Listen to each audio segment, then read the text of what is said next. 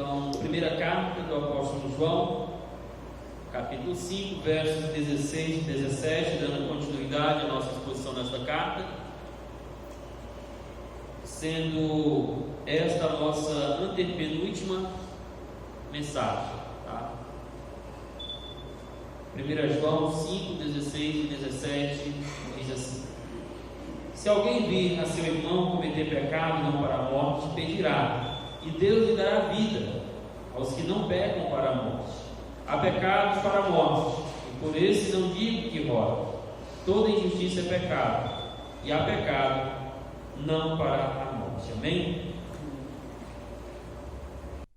Nos versos anteriores, o apóstolo Paulo vem falando a respeito da eficácia e dos efeitos da oração do cristão na firme confiança ou ousadia de que Deus responde às orações do cristão em conformidade com a própria vontade dele.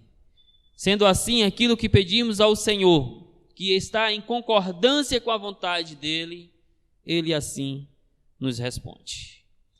E no texto em pauta, João, vai dar um exemplo, ilustrar a partir de um exemplo, como de fato Deus ouve e responde à oração do cristão de acordo com a própria vontade dele. Ele fará isso mostrando justamente, ou relacionando a oração do cristão com a graça de Deus em salvar, em restaurar pecadores. Nisto, há pecadores que vivem em seus delitos e pecados, mortos nos seus pecados, mas aos quais Deus demonstra uma graça salvadora. Em algumas ocasiões, esta graça salvadora vem como resposta à oração dos santos de Deus. E haverá ocasiões em que mesmo que alguém rogue ao Senhor em favor de outros, Deus não vai responder. E isso porque não está em concordância com a vontade de Deus, meus queridos irmãos. E este vai continuar no pecado que leva à morte.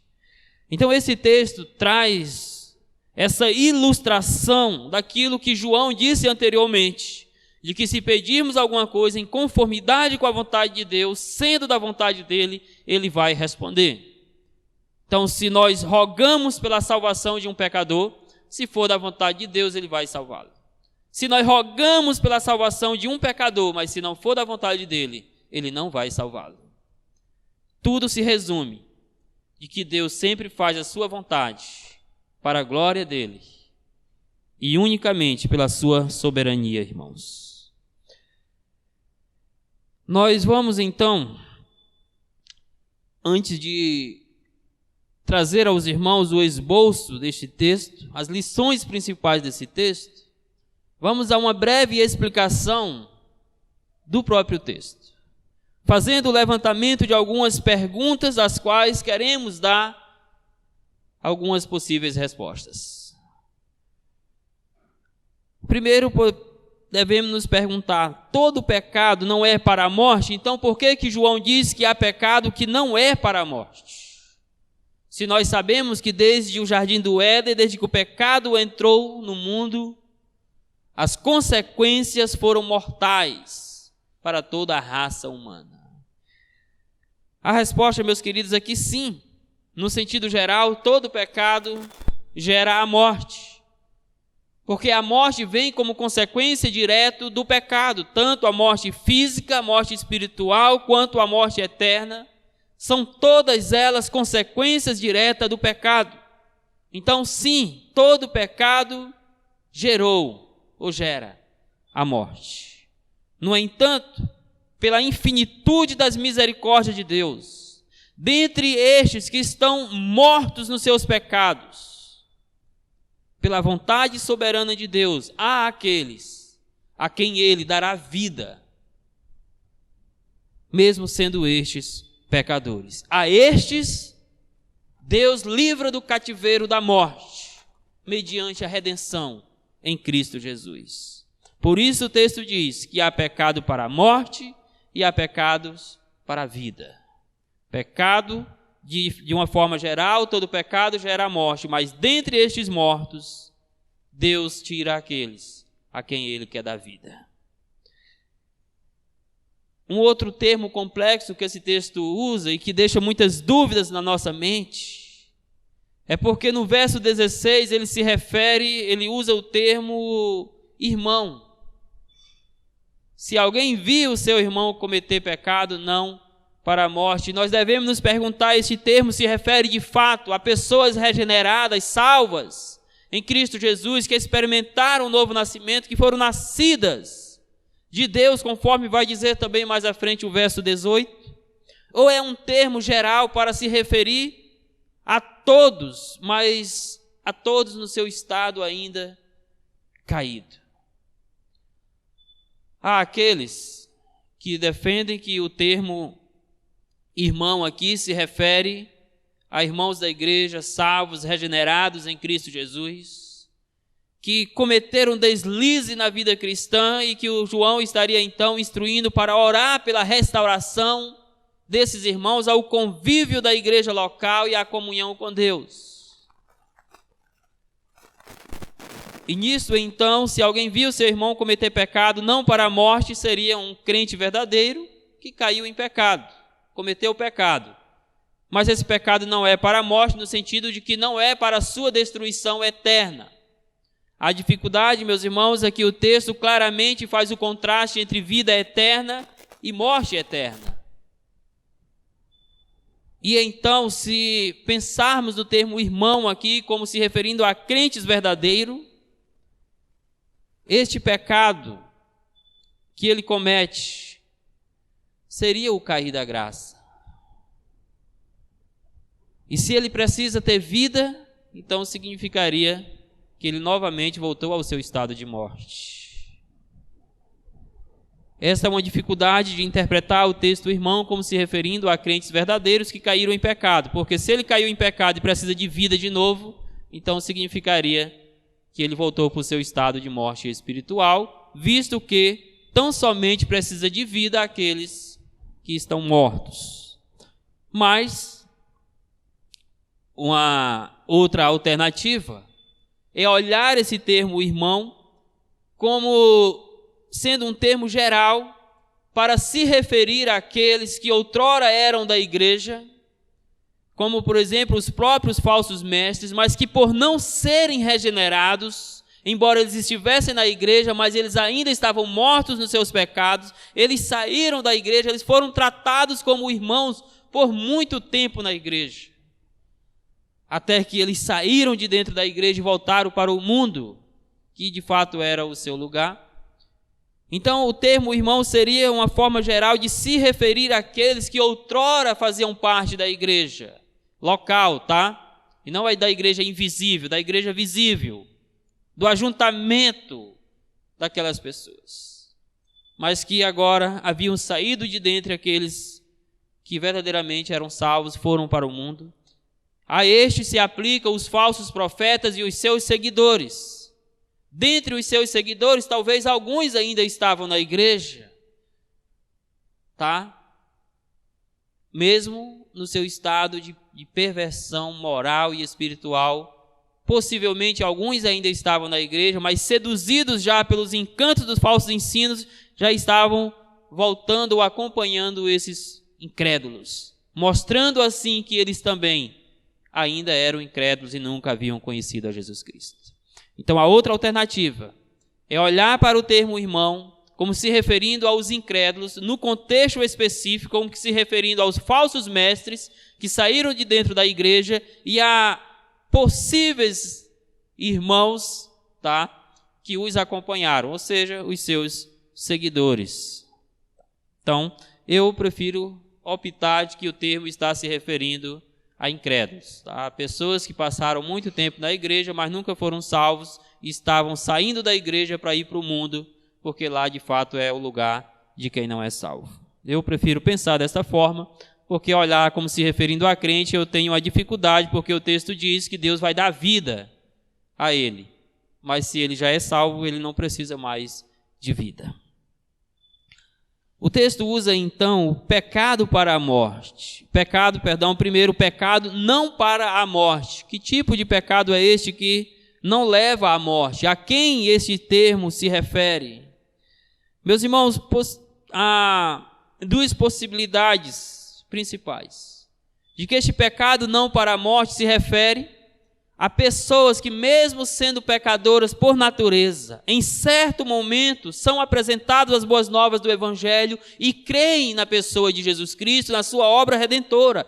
Logo, estas pessoas são pecadoras, sim, mas os seus pecados não a levará à morte, ou não as levará à morte, porque quando elas forem apresentadas as boas novas do Evangelho, elas crerão na pessoa e na obra de Jesus Cristo. Neste sentido, mesmo sendo pecadoras, o seu pecado não as levará à morte. A morte aqui entenda como sendo a morte eterna, a separação eterna de Deus que faz contraste com a vida eterna. Outros pensam então, se você adotar a interpretação de que a palavra irmão se refere a pessoas verdadeiramente regeneradas, então, estas pessoas, a exemplo do pastor Augusto Nicodemos, entendem que aqui se refere a irmãos que caíram em pecado, mas não da graça, e foram restaurados à comunhão dos santos. A dificuldade, como já falei, é porque o texto diz que você vai orar por este, e Deus vai dar vida a ele. E se Deus vai dar vida, significa então de que ele teria caído do seu estado de vida, voltado para o seu estado de morto, e a igreja vai orar e Deus vai dar vida a ele novamente. E nós sabemos que só existe uma regeneração, apenas um único novo nascimento. Então eu prefiro pensar que o pecado não para a morte se refere a pessoas, de forma geral, que mesmo sendo pecadoras por natureza, em algum momento da história, elas vão ouvir as boas novas do Evangelho, elas vão crer em Jesus Cristo e, mediante a fé, serão salvas e terão a vida eterna, e o seu pecado, que outrora as levava à morte, agora não é mais para a morte. Mas também diz que há pecado para a morte. Que pecado é este, meus irmãos? Para a morte. Alguns vão dizer que este pecado se refere à morte física e vão, por exemplo, se reportar ou se ancorar em alguns acontecimentos do Antigo Testamento, em alguns casos do Antigo Testamento, em que quando uma pessoa cometia determinado pecado, aquela pessoa era punida imediatamente com a morte. Por exemplo, se fosse apanhada em adultério, o castigo para uma mulher apanhada em adultério seria a morte imediata. Então alguns vão dizer que a morte aqui, esse pecado para a morte, é um pecado específico a qual a pessoa cometeu e como consequência ela será punida fisicamente. É verdade, irmãos, que lá no Antigo Testamento nós temos esta prática. No entanto, no Novo Testamento nós não vemos isso acontecendo. Então dificilmente se refere a isto. Outros vão dizer que o pecado para a morte aqui é a morte como disciplina de Deus pelo erro de algum cristão. Vão pensar, por exemplo, no caso de Ananias e Safira, que tendo vendido as suas propriedades, mentiu acima de tudo para Deus, e por isso o Senhor subitamente os tirou a vida. Ou ainda o caso lá de 1 Coríntios, quando se refere à ceia do Senhor, e diz que alguns estão enfermos e outros já dormem, no sentido lá, outros já estão mortos, devido à sua indiferença com a ceia do Senhor. E como disciplina, Deus teria lhes tirado a vida. É fato que isso é possível, porque está registrado sim nas Escrituras, no caso de 1 Coríntios, que Deus exerce uma disciplina tão forte na vida de um cristão ao ponto de tirar-lhe a sua própria vida. No entanto, isto não se aplica ao contexto de 1 João, e fica para nós a outra opção, de que o pecado para a morte significa a rejeição permanente do Evangelho, tá? a rejeição permanente do Evangelho. De forma geral, nós podemos aplicar isso a todos aqueles que rejeitam o Evangelho. Mas de forma específica, o texto estaria se referindo aos falsos profetas e os seus seguidores, que ainda que estiveram na igreja, ouviram as boas novas do Evangelho, ouviram sobre a obra de Cristo, sobre a encarnação de Jesus Cristo, sobre os propósitos da obra salvadora de Jesus. Eles permanentemente rejeitaram essas boas novas. Eles fizeram aquilo que Paulo, quando escreve aos Romanos, diz que eles estavam fazendo, que mesmo tendo o conhecimento de Deus, eles estavam detendo a verdade de Deus pela injustiça do homem. Sendo assim, meus queridos irmãos, o pecado para a morte, no contexto de 1 João, se aplica aos falsos pregadores, aos falsos profetas que estavam na igreja, mas haviam saído da igreja, e também aos seus seguidores que estavam na igreja, mas que saíram para seguir aqueles falsos ensinos, que tinha como ponto principal a rejeição de Cristo como enviado de Deus para salvar o pecador. Por perseverarem insistentemente e permanentemente nessa rejeição das boas novas, o seu pecado os levará à morte, aqui no sentido da separação eterna de Deus. Logo, o pecado que leva à morte é a rejeição contínua do Senhor Jesus Cristo. Porque para estes não há esperança de salvação.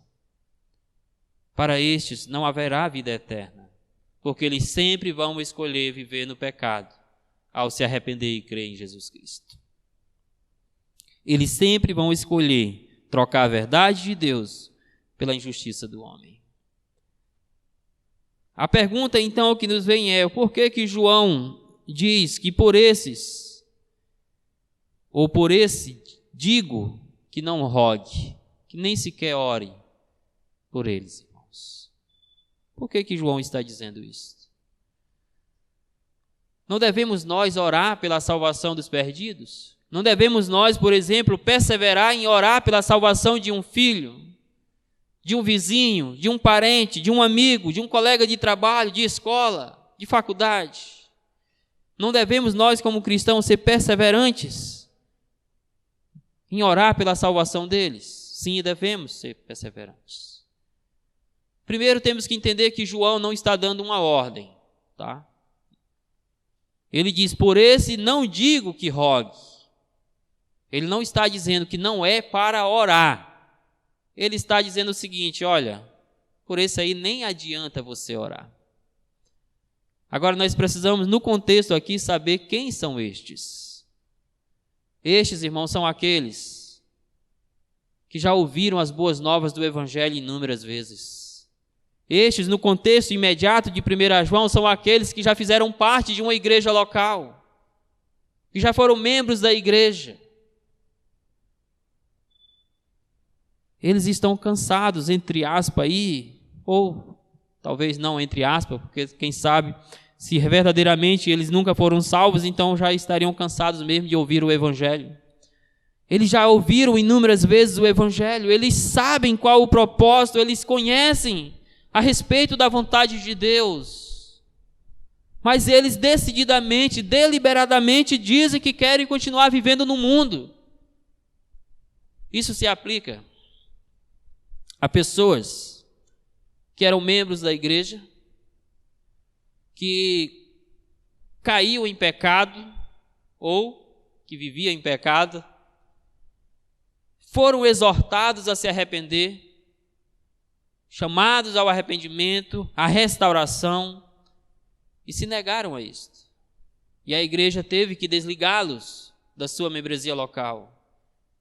E de fato isso é o que a igreja tem que fazer, ainda mais quando vamos para 1 Coríntios, lá quando Paulo diz que pessoas desse tipo a gente tem que entregar para Satanás. Tem que tirar de dentro da igreja e entregar para o mundo mesmo. Se ele for salvo, ele vai perceber o dano que o pecado está causando na vida dele, ele vai se arrepender e ele vai voltar para a igreja pedindo para ser restaurado, sem sequer a igreja precisar ir atrás dele.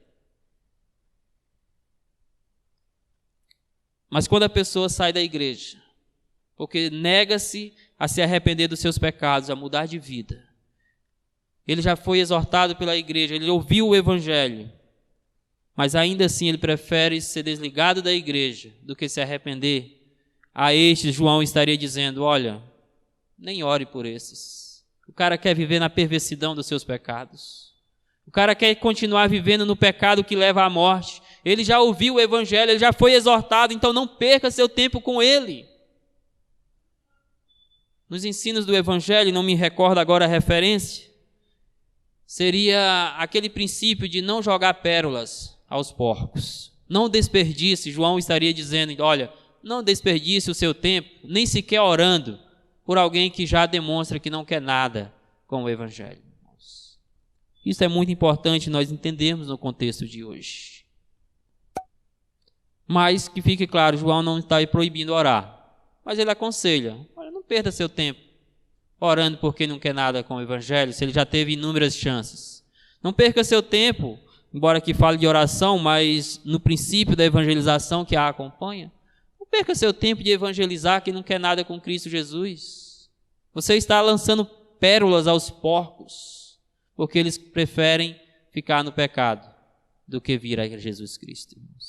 É por isso que João diz que não adianta, ou que você não deve perder o seu tempo orando por eles, de certo sentido, porque estes estão caminhando para o pecado que leva à morte, que é a rejeição contínua de Cristo. Então, se você já evangelizou, se você já orou, e a pessoa continuamente rejeita a mensagem que você leva, rejeita a Jesus Cristo, então, dê um tempo. Dê um tempo.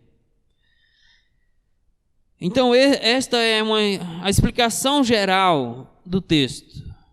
Tá? O texto estaria, então, ao nosso ver, dizendo que nós precisamos orar, sim, pela salvação dos incrédulos, pela salvação do perdido, devemos orar, devemos evangelizá-los, porque dentre estes há aqueles a quem Deus vai dar vida em resposta às nossas orações.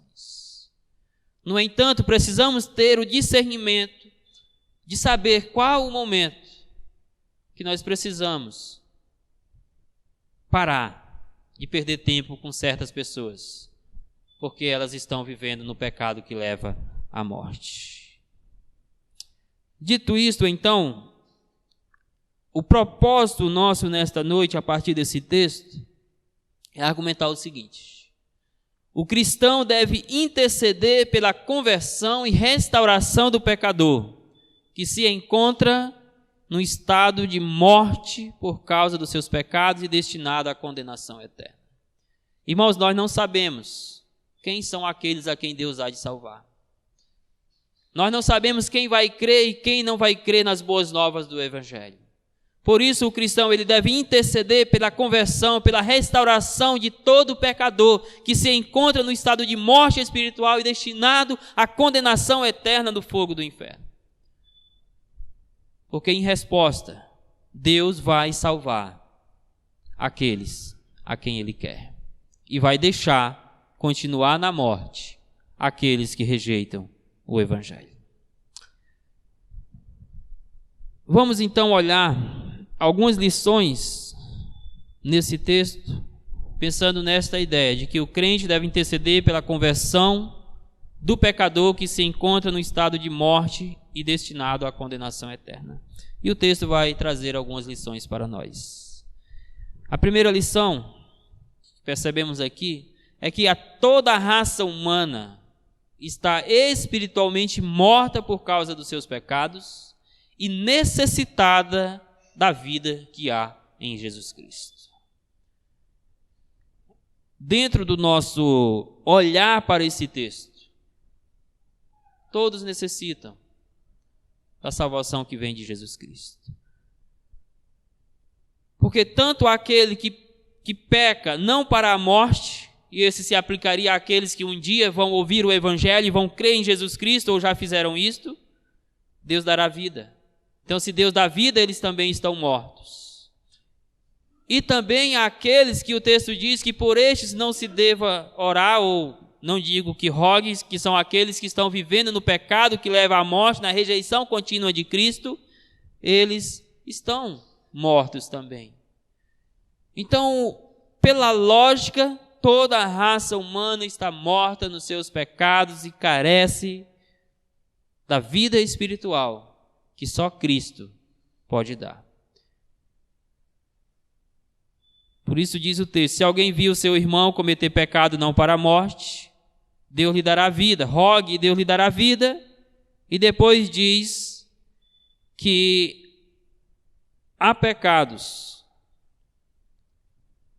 que é para a morte.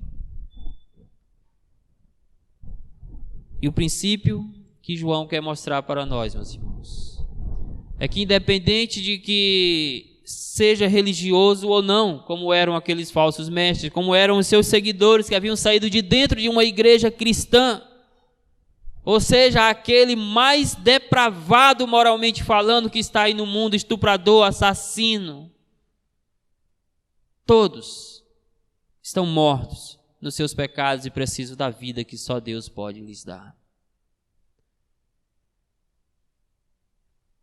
A outra lição presente nesse texto é que não do artigo definido, mas há do verbo haver, no sentido de existir, a vida eterna para aqueles que são redimidos do cativeiro da morte para crer em Jesus Cristo. Por isso o texto diz que Deus dá vida para aqueles que não pecam para a morte, que Deus dá vida para aqueles que, ao serem apresentados as boas novas do Evangelho, reconhecem a sua natureza pecaminosa, o seu estado de mortidão espiritual, e percebem que somente em Cristo há vida espiritual para eles, e creem no Senhor Jesus Cristo como Salvador das suas vidas. É claro, meus queridos irmãos, que nós sabemos que este crer depende do agir do próprio Deus na vida de um pecador. Depende de que Deus, pela ação do Espírito Santo, convença do seu estado de pecado. Que Deus o convença do pecado, da justiça e do juízo. Ou seja, que Deus o convença de que ele é pecador. De que o pecado trouxe morte espiritual ao seu coração, e de que o pecado o está conduzindo à morte como separação eterna de Deus. Ele tem que ser convencido da sua natureza pecaminosa ao ser apresentado ao Evangelho de Jesus Cristo. Ele tem que ser convencido da justiça de Cristo Jesus, aplicada ao seu coração, de que Deus é justo, de que por ser justo Deus não vai inocentar nenhum pecador que insistentemente rejeita a Cristo como seu Salvador. Então ele tem que ser convencido de que Deus é justo e que a justiça de Deus precisa ser satisfeita, quer seja na sua salvação, quer seja na sua condenação. E Deus também os convence, meus queridos, do juízo que está sobre eles. Então perceba que a vida está em Deus. Por isso que o texto diz que é Deus quem dá vida ao pecador. Não é ele que ganha vida. Não é ele que, com os seus méritos, com as suas ações, conquista a vida. É Deus que a dá como dádiva dele, para aqueles pecadores com os quais ele quer usar de misericórdia. Com aqueles pecadores com os quais ele quer tirar do caminho da morte e conduzi-los ao caminho da vida eterna. É Deus quem redime o pecador do cativeiro do pecado. É Deus quem o chama a crer no seu Filho, para que ele finalmente experimente a dádiva da vida eterna. Caso contrário, meus queridos, estes pecadores continuariam a andar no caminho que leva à morte, continuariam a viver no pecado que leva à morte, que é a rejeição continuada de Jesus Cristo em sua vida. Então há vida eterna para aqueles que são redimidos do cativeiro do pecado para crer em Cristo. Uma terceira lição aqui é que há morte eterna para aqueles que perseveram em rejeitar a Cristo para viver na prática dos seus pecados.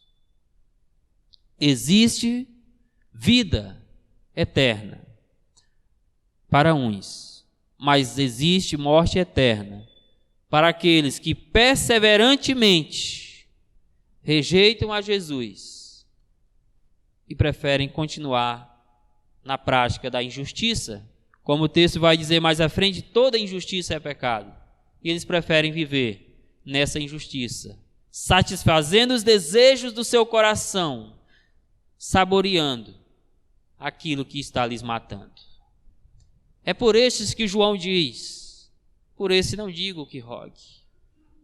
Porque se você já apresentou o evangelho a eles, e eles já conhecem o evangelho, entre aspas, não conhecem no sentido de que eles já ouviram a mensagem várias e várias vezes, mas eles querem continuar vivendo na injustiça, então deixe que eles vivam na injustiça. Não perca nem o seu tempo orando por eles. Deixe eles caminharem o caminho da morte, porque a morte é o destino final para aqueles que não querem saber de Jesus, irmãos. É claro que pode haver ocasiões em que nós vamos fazer isto, e lá na frente pode ser que Deus salve aquele pecador. Por isso que nós temos que ter o discernimento de quando é o momento de dizer: olha, com todo o amor do mundo, eu oro por você, eu evangelizo você, mas eu não vou mais perder o meu tempo contigo, porque você não quer nada com Deus. E eu estou deixando de orar por outras pessoas, de evangelizar talvez outras pessoas que estão interessadas nas boas novas do Evangelho, para estar aqui com você. Meus irmãos, nós temos que ter isto em mente, de que haverá pessoas que mesmo que nós oremos por elas, mesmo que nós a evangelizemos, elas vão escolher sempre viver nos seus pecados. E farão isto porque o destino delas é a morte eterna. É a separação de Deus. Por isso diz o texto: há pecado para a morte, e por esse não digo que rogue. Toda injustiça é pecado. Esta é a outra lição que nós podemos perceber nesse texto, que é um contraste nítido com aqueles que terão a vida eterna. A rejeição insistente de Jesus Cristo para viver na prática do pecado, para viver no saciamento do seu coração pecaminoso, vai levá-lo diretamente à morte eterna, à condenação no inferno. A quarta e última lição que percebemos nesse texto é que todo tipo de pecado é igualmente destruidor e ofensivo a Deus. Por isso que inicialmente eu disse que de fato a consequência do pecado é a morte, e num certo sentido todo pecado leva à morte, porque todo pecado é destruidor, todo pecado é ofensivo a Deus, todo pecado, meus queridos, é uma ruína para o coração humano. Essa é uma outra lição. Todo pecado é igualmente destruidor e ofensivo a Deus. Mas na soberana graça de Deus, livremente Ele decide usar de misericórdia com aqueles que Ele vai salvar. E Ele remove a destruição do pecado de sobre estes, por causa do sacrifício redentor de Jesus. Mas outros continuarão a caminhar nas ofensas dos seus pecados a Deus, continuarão a ofender a majestade, a santidade de Deus, e como consequência direta dos seus pecados, experimentarão a morte eterna. Por isso o verso 17 diz que toda injustiça é pecado. Ou seja, todo ato que vai em oposição à justiça de Deus, em oposição àquilo que é justo, àquilo que é reto, àquilo que é santo, é pecado. E por ser pecado, esta pessoa vai beber as consequências do seu pecado, das suas injustiças. Mas dentro desse mesmo verso, João traz também uma mensagem de esperança para aqueles que pecam não para a morte, ou seja, para aqueles que já creram em Jesus, ou talvez ainda vão crer em Jesus Cristo, Novamente ele enfatiza: e há pecado que não é para a morte. Ele está agora como que finalizando aqui o seu argumento, dizendo o seguinte: olha, trazendo um parecer geral aqui, ele estaria dizendo o seguinte: olha, há pecadores com o coração obstinado, mas que pela graça de Deus um dia serão quebrantados, ou já foram quebrantados e creram em Jesus Cristo. A estes, eu digo, eles foram libertos da consequência principal da morte, que é a separação eterna de Deus. Mas há outros pecadores, que ainda que ouçam o Evangelho, ainda que sejam exortados ao arrependimento, ainda que sejam persuadidos de que estão vivendo no pecado e que estão caminhando para a morte, eles vão continuar rejeitando a Cristo. E como consequência principal dessa rejeição, eles vão viver na injustiça do seu coração, dos seus pecados, e vão experimentar a morte eterna, que é a separação de Deus. Então, quando João novamente diz, mas e há pecado que não é para a morte, João quer trazer agora uma palavra de ânimo, de encorajamento para aqueles irmãos, de fortalecimento espiritual, para que eles agora pudessem caminhar firmemente em Cristo, já que foram libertos do pecado que os levava à morte. Meus irmãos, nós vivíamos na injustiça dos nossos pecados. Nós caminhávamos no pecado que leva à morte. Mas Deus, na sua infinita misericórdia, nos apresentou o Evangelho, nos convenceu dos nossos pecados, da justiça e do juízo. E Ele, e somente Ele, nos chamou a crer em Jesus Cristo. E nós cremos, e nós fomos salvos, e nós temos a vida eterna. Essa vida eterna é destinada a todo aquele que é nascido de Deus, ou seja, que recebeu a vida que Deus tem para dar àqueles que creem em Jesus. Que dádiva nós temos em contraste com aqueles que estão caminhando no caminho que leva à morte. Nós fomos removidos deste caminho para a salvação em Jesus Cristo. Agora eu quero que você saiba que isso aconteceu sem nenhum merecimento nosso, sem nenhum merecimento seu. Você não é melhor do que nenhum daqueles depravados, estupradores, assassinos, ladrões, que estão espalhados por aí afora. Você não é melhor do que ele. Não foi por isso que Deus lhe salvou, porque você não fazia isto ou aquilo, moralmente falando, porque você é pecador. Você vivia na pecaminosidade do seu coração. Este pecado apenas se manifestava de outras maneiras na sua vida, mas você estava no caminho da morte. E Deus, pela graça soberana de Cristo, te tirou deste caminho e te deu a vida eterna. Então engrandeça ao Senhor, tenha o coração grato a Ele, viva para o louvor da glória dEle, porque Ele te deu vida, estando você morto nos seus delitos e nos seus pecados, como toda a raça humana, sem nenhum merecimento seu. Estas são algumas lições que nós podemos observar nesse texto. 4 lições. De que toda a raça humana está espiritualmente morta por causa do pecado e necessitada da vida que há em Jesus.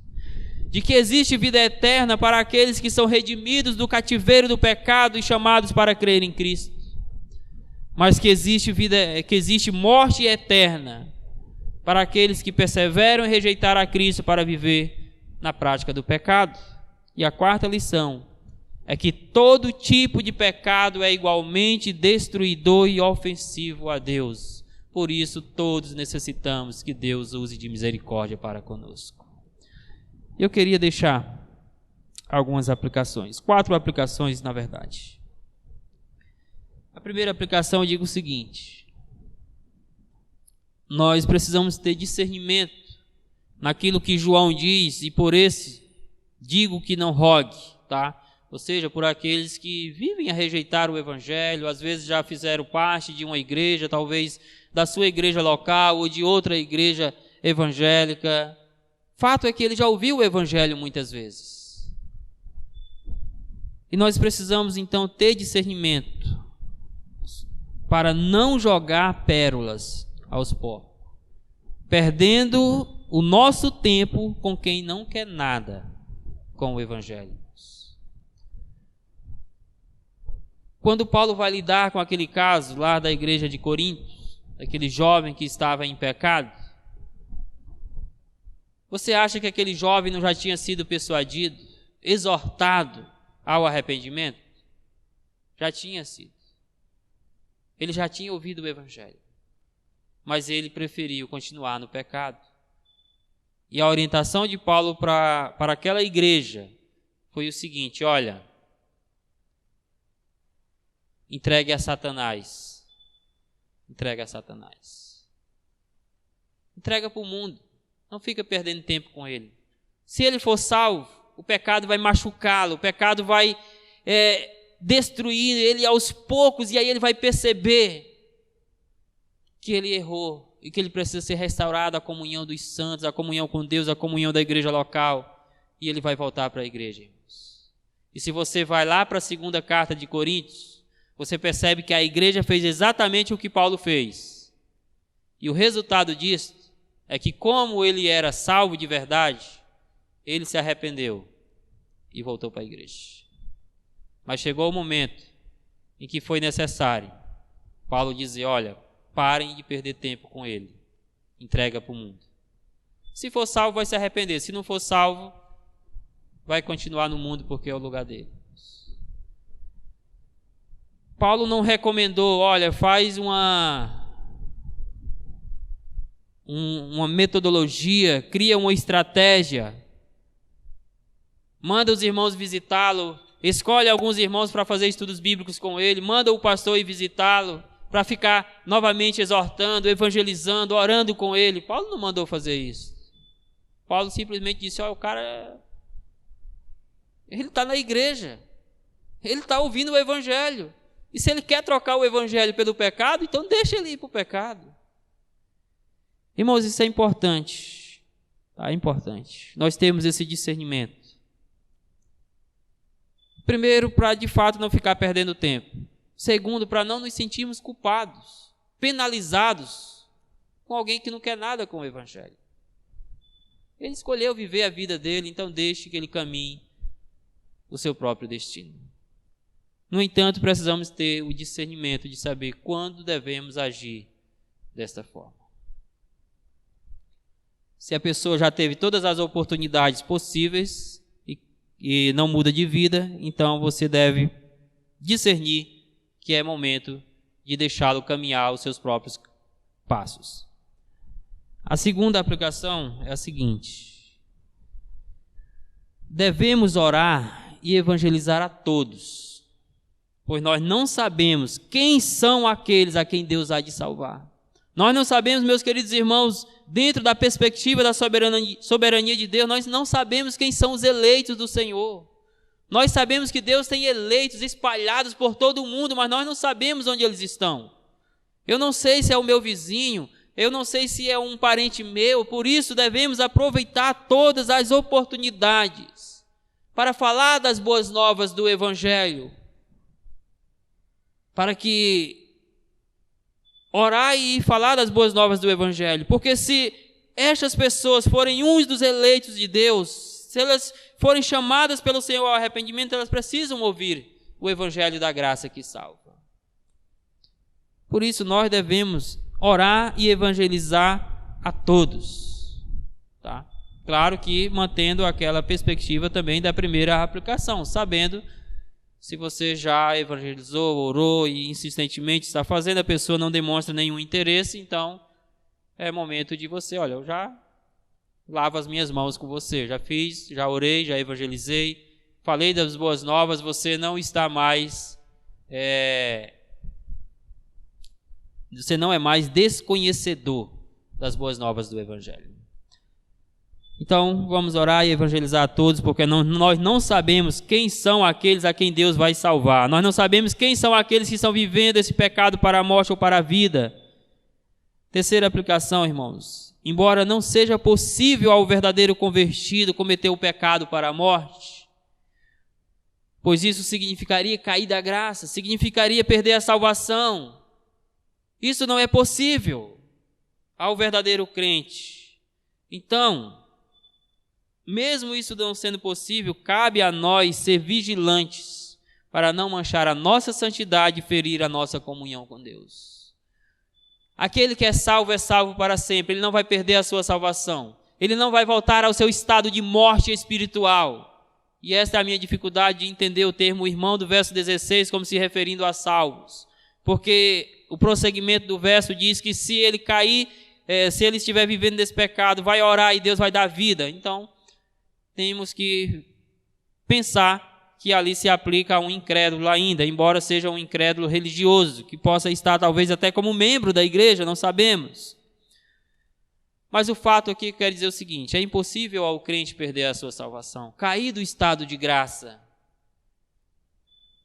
Mas, mesmo que isso não seja possível de acontecer, nós precisamos ser vigilantes, precisamos orar, precisamos estar em alertas com a nossa santidade, com a nossa comunhão com Deus. O pecado, irmãos, ele não pode mais nos separar de Deus, mas ele pode ferir a nossa comunhão com Ele.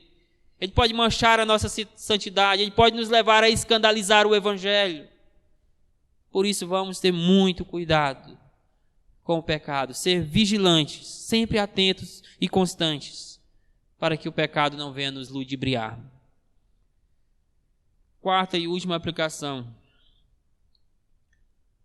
Meus queridos, nós precisamos agir com compaixão e graça com irmãos que caem em pecado, mas que estão abertos à exortação, ao arrependimento e à restauração. O pecado é enganador, nosso próprio coração é enganoso. Então vai haver situações em que verdadeiros irmãos, sinceros, vão cometer pecados, e nós precisamos trabalhar na sua restauração. Antes de acusar o dedo, antes de querer ser melhor do que ele, nós vamos precisar orar por ele. Nós vamos precisar buscar a sua restauração, exortando-o ao arrependimento e à restauração da comunhão dos santos. É claro que isso tudo exige discernimento da parte da igreja. Discernimento. Porque o próprio Paulo, em certa ocasião, diz: entrega para Satanás. Mas Paulo está dizendo aquilo com alguém que não queria se arrepender, que foi exortado, mas permaneceu de coração duro. Então, quando algum irmão, irmã nossa em Cristo Jesus cair no pecado, vamos ser misericordiosos, vamos ser compassivos e vamos chamá-los, exortá-los ao arrependimento dos seus pecados, ao abandono do pecado, como fez Natã, por exemplo, com o rei Davi, para que ele confesse os seus pecados, para que ele abandone os seus pecados, como fez Davi, e seja restaurado a comunhão com Deus, a comunhão com a igreja local. Mas se esta pessoa não está aberta ao arrependimento, se essa pessoa não está aberta a reconhecer que está em pecado, se ela não está aberta a abandonar os seus pecados, então entrega para o mundo, porque lá é o lugar de pessoas que não querem saber das boas novas do Evangelho. Que Deus nos abençoe, em nome de Jesus Cristo. E aí, espero que você tenha gostado desse vídeo que você acabou de assistir.